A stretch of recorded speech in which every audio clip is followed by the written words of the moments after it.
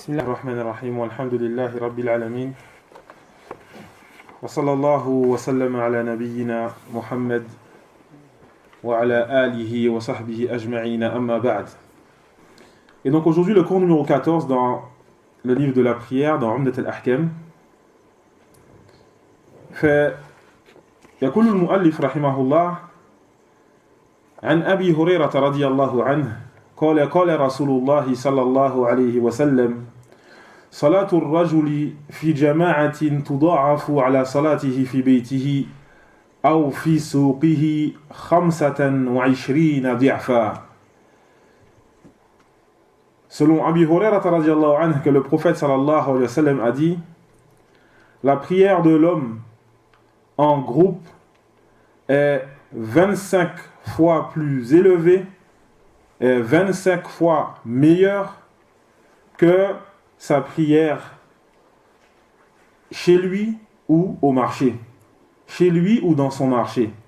وذلك لأنه إذا توضأ فأحسن الوضوء ثم خرج إلى المسجد لا يخرجه إلا الصلاة لم يخطو خطوة إلا رفعت له بها درجة وحط عنه بها خطيئة فإذا صلى لم تزل الملائكة تصلي عليه ما دام في مصلاه اللهم اغفر له اللهم ارحمه ولا يزال في صلاة من انتظر الصلاة متفق عليه.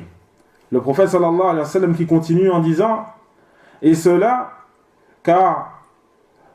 donc car lorsque celui-ci ahsan al-wudu, il fait ses ablutions et il les fait comme cela lui est demandé, de façon légiférée. Il fait ses ablutions de façon correcte. Puis il sort se dirigeant vers la mosquée sans que rien ne le pousse à sortir en dehors de la salat. Alors lorsqu'il fait cela, il ne fera pas un pas sans que cela donc l'élève en degré, et que ses péchés lui soient pardonnés. Donc pour chaque pas, un péché est effacé.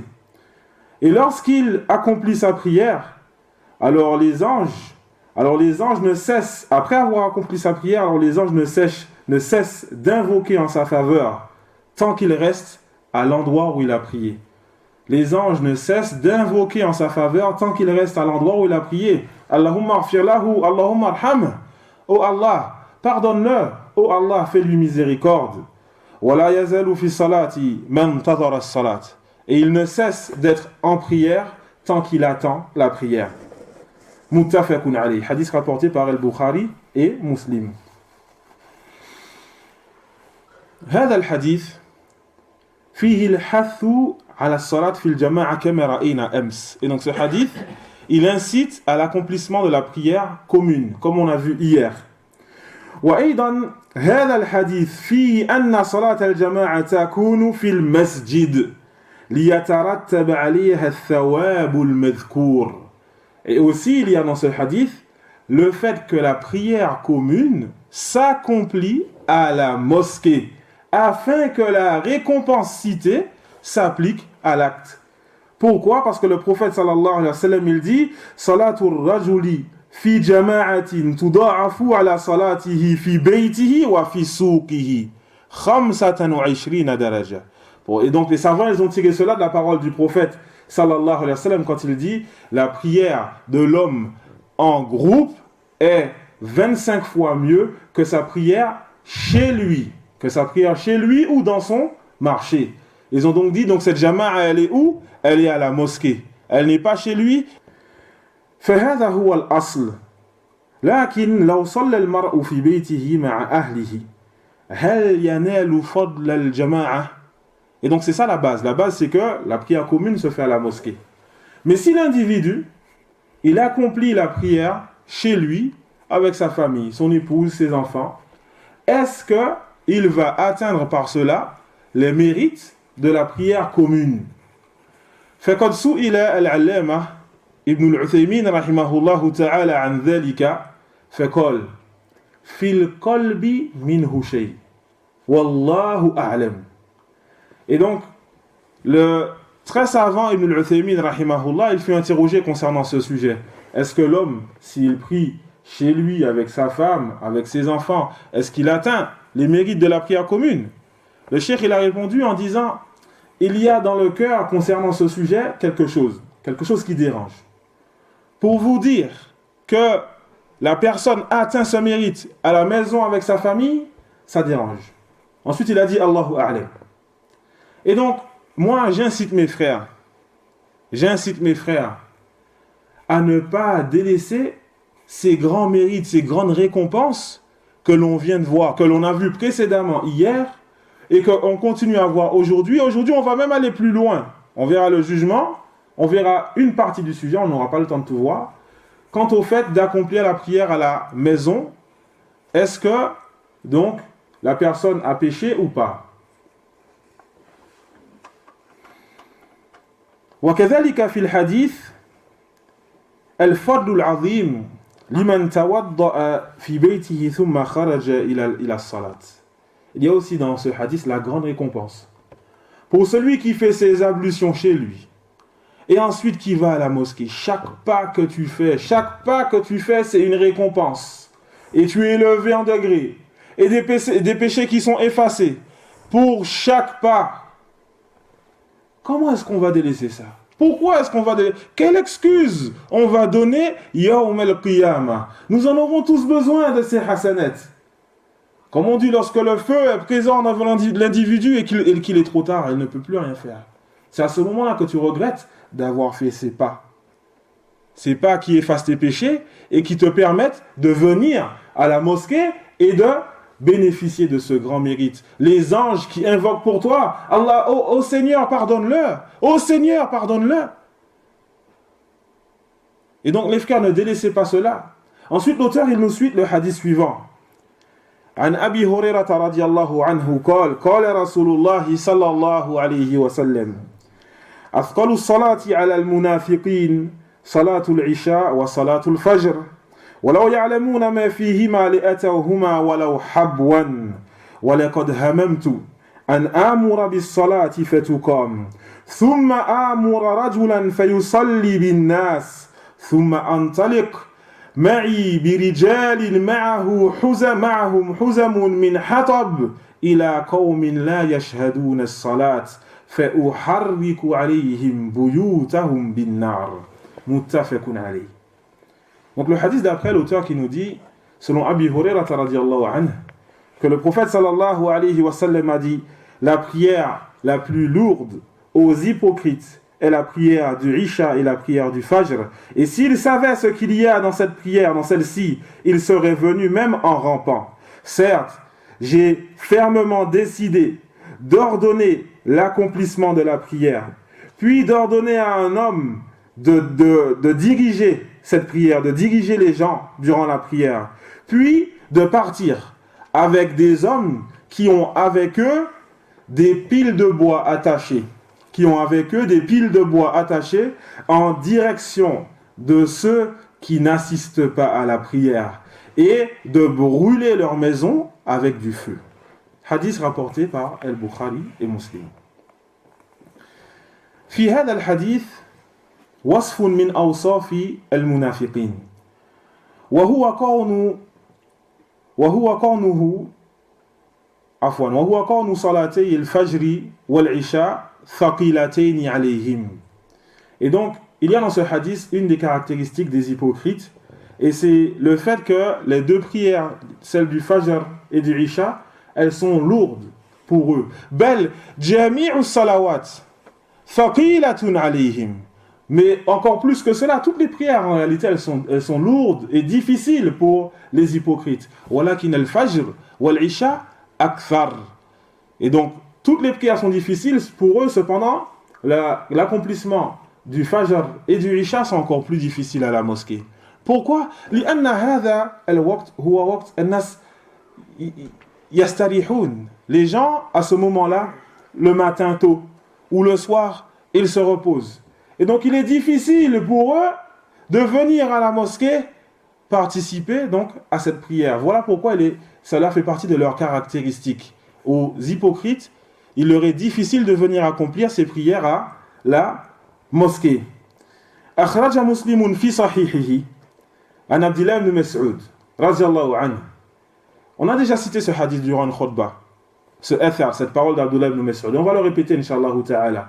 L'imam Muslim qui cite dans son recueil, selon Abdullah ibn Mas'ud, qui dit Man sarrahu an yalqa Allah ghadan musliman falyuhafiz ala ha'ula'i salawat haythu yunada bihin fa inna Allah shara'a li nabiyyikum sunan al-huda wa innahunna min sunanil huda ولو أنكم صليتم في بيوتكم كما يصلي هذا المتخلف في بيته لتركتم سنة نبيكم لضللتم.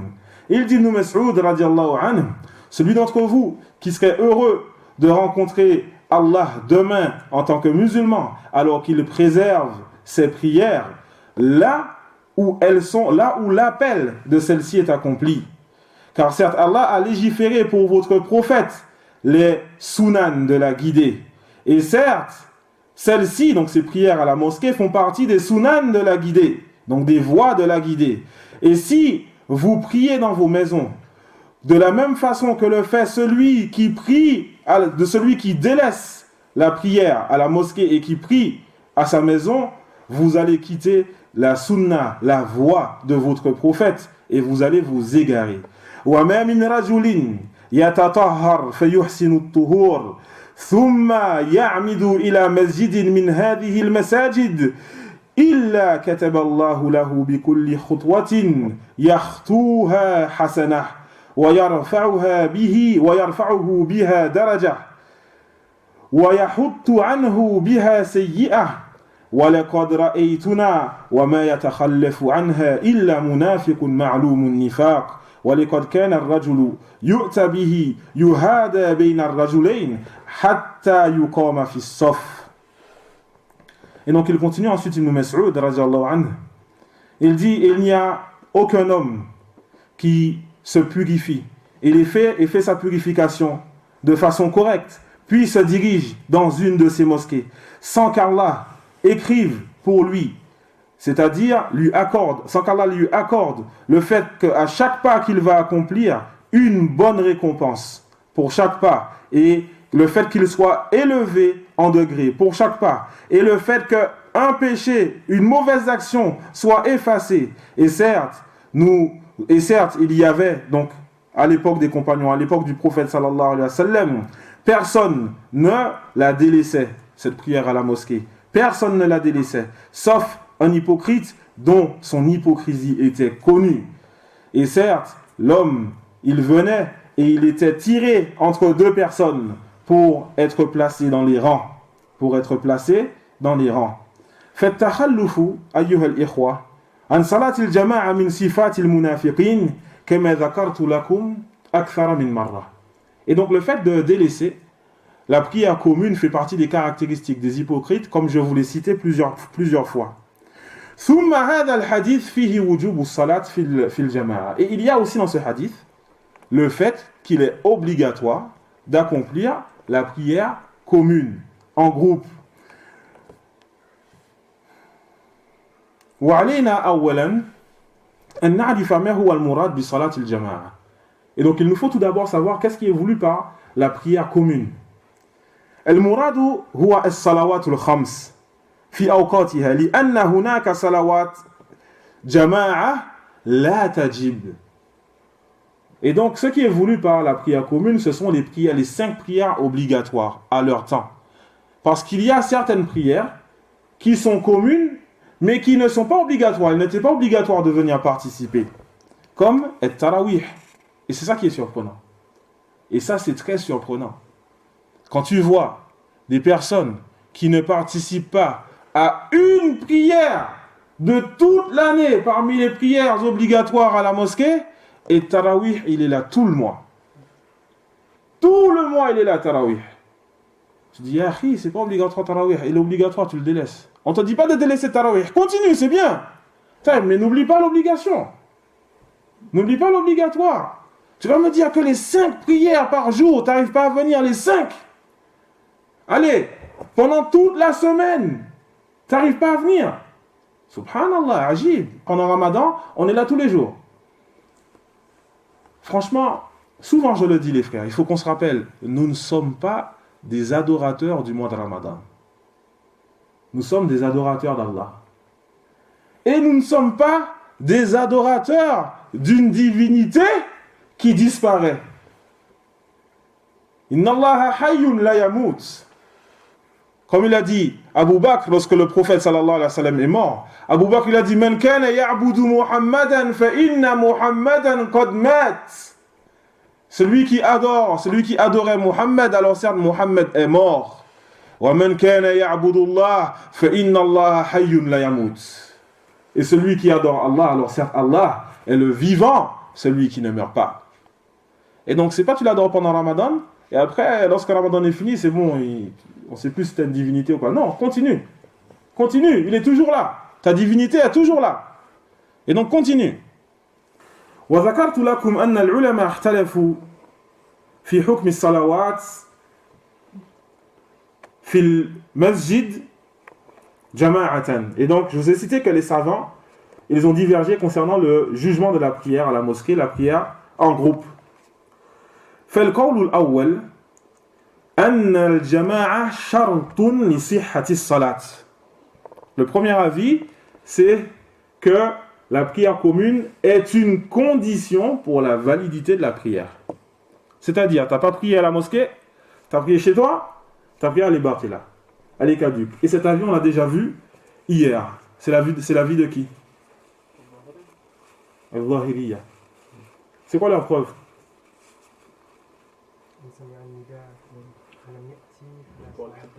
Ayo, barakallahu fik. La parole du prophète sallallahu alayhi wa sallam, Man sami'a an-nida falam yujibhu, et dans une autre narration, falam ya'ti fala salata la.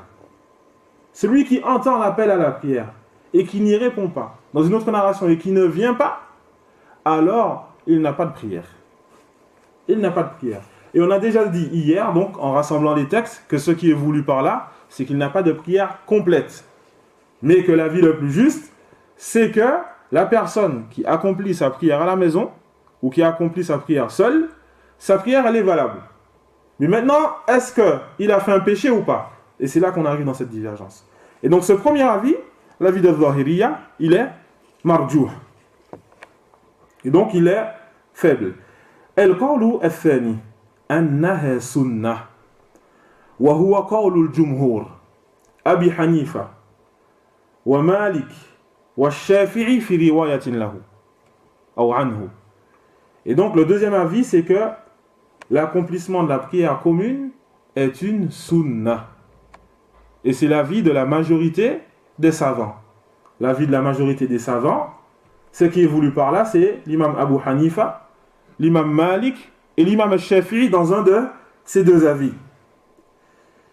Min adillatihim, hadith ibn Umar, الذي رأيناه بالأمس أن النبي صلى الله عليه وسلم قال صلاة الجماعة تفضل صلاة الفذ ب27 درجة. Le hadith, donc parmi leurs preuves, il y a le hadith qu'on a vu hier dans Sahihayn, le hadith d'Ibn Umar, dans lequel le prophète sallallahu alayhi wa sallam a dit que la prière commune est 27 fois meilleure que la prière de celui qui est tout seul. Elle est où la preuve ici? Ça veut dire que un peu plus.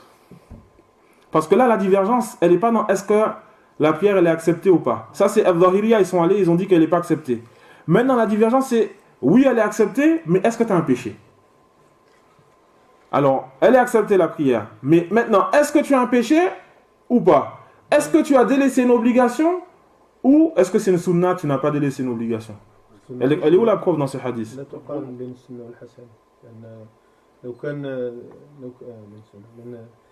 لو كان يعني عدم قيام الصلاة في المسجد يقارنهاش ب. Et donc c'est la comparaison. Al-Muqarana. Les savants ils ont dit ici on a ismu tafdil.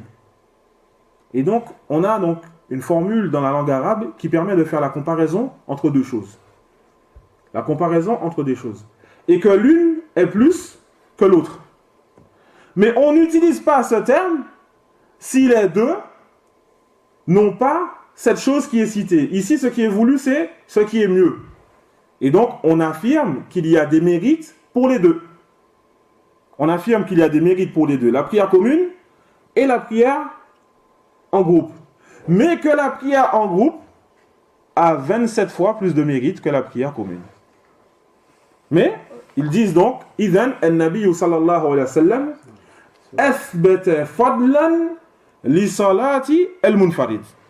Ils disent donc, le prophète sallallahu alayhi wa sallam a affirmé, ici dans ce hadith, qu'il y a un mérite pour la prière de celui qui l'accomplit tout seul, à la maison.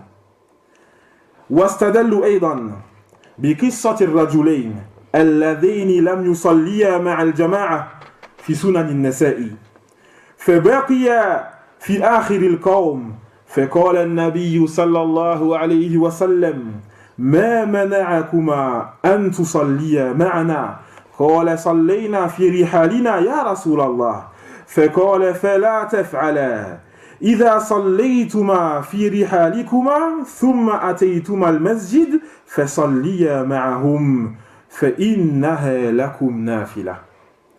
Et donc, deuxième preuve, ils se sont appuyés par, aussi, ils ont utilisé comme preuve l'histoire des deux hommes qui n'ont pas accompli la prière en groupe dans Sunan al-Nasa'i, comme c'est cité dans Sunan al-Nasa'i. Ces deux hommes sont donc restés à l'arrière, écartés des gens. Le prophète, après la prière, le prophète sallallahu alayhi wa sallam, il leur a dit, qu'est-ce qui vous a empêché de prier avec nous? Ils dirent, ô messager d'Allah, nous avons prié chez nous.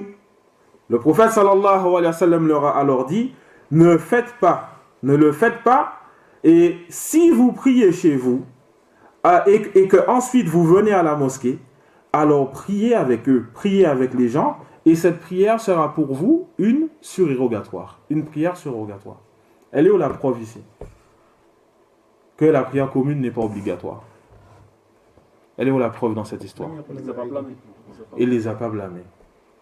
قالوا النبي صلى الله عليه وسلم لم ينكر عليهم أو عليهما كونهما صليا في رحالهم مع أن الموقف هذا يقتضي أن يبين كذلك هذا يقتضي أن يبين النبي صلى الله عليه وسلم أنه لا يجوز الصلاة في البيت.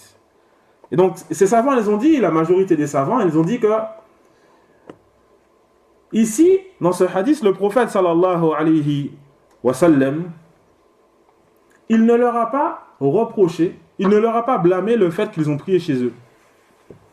Mais en fait, il leur a blâmé le fait qu'une fois qu'ils sont venus à la mosquée, ils se sont écartés, ils n'ont pas prié avec les gens. Mais il ne leur a pas blâmé le fait d'avoir prié chez eux. Et ils ont dit, et aussi, le prophète, il ne leur a pas expliqué qu'il est interdit de prier à la maison, mais qu'il est obligatoire de prier en groupe. Alors que là, c'est le moment d'expliquer. Et donc, le prophète, ce qu'il leur a reproché, c'est le fait d'avoir délaissé le groupe lorsqu'ils sont venus à la mosquée.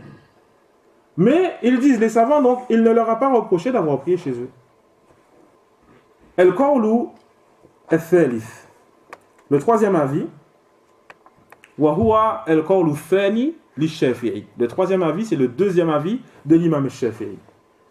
C'est quoi? Non.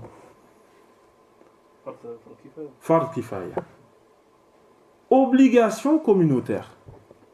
إذا قام به البعض سقط الإثم عن الآخرين. Une obligation communautaire. Ce qui est voulu par là, c'est que si certains vont l'accomplir, cet acte, la prière commune, alors tous les autres ne prennent pas le péché. Mais par contre, si personne n'accomplit la prière commune, tout le monde prend le péché. On est ici à Villeruy, et donc, on est ici à Villeruy. Et donc, on est tous à la maison, on se dit, Inch'Allah, Inch'Allah, aujourd'hui, il y a des gens qui vont venir prier à la mosquée. Personne n'est venu. On prend tous le péché. Il y en a deux qui viennent pour la prière. Voilà, khalas, alhamdulillah. Personne n'a pris le péché. Et donc, il n'y a pas donc forcément d'obligation pour ceux qui ne sont pas venus. Et donc, ça, c'est l'avis de l'imam al-Shafi'i. Hafidha rahimahullah ta'ala, et c'est l'avis qui est le plus connu de l'imam al-Shafi'i rahimahullah. Et il se base sur quoi? Quelles sont ses preuves? Il prend les preuves de ceux qui voient que la prière commune est obligatoire à la mosquée, et les preuves de ceux qui voient que c'est une sunna. Et donc après, il dit que c'est donc une obligation communautaire. Le quatrième et dernier avis, anna as-salat, anna al-jama'a wajibatun. Le quatrième et dernier avis est que la prière commune est obligatoire à chaque individu. Ce qui est voulu par là, tous les hommes, pas les femmes. Elle est obligatoire à tous les hommes donc qui sont proches de la mosquée et qui peuvent y aller aisément. Et demain, Inch'Allah ta'ala, parce qu'il y a beaucoup de preuves qui montrent que la prière elle est obligatoire à la mosquée. Et demain, on va aborder les preuves qui montrent qu'elle est obligatoire. Et on va débattre avec les preuves qui ont été citées aujourd'hui qui montrent qu'elle n'est pas obligatoire.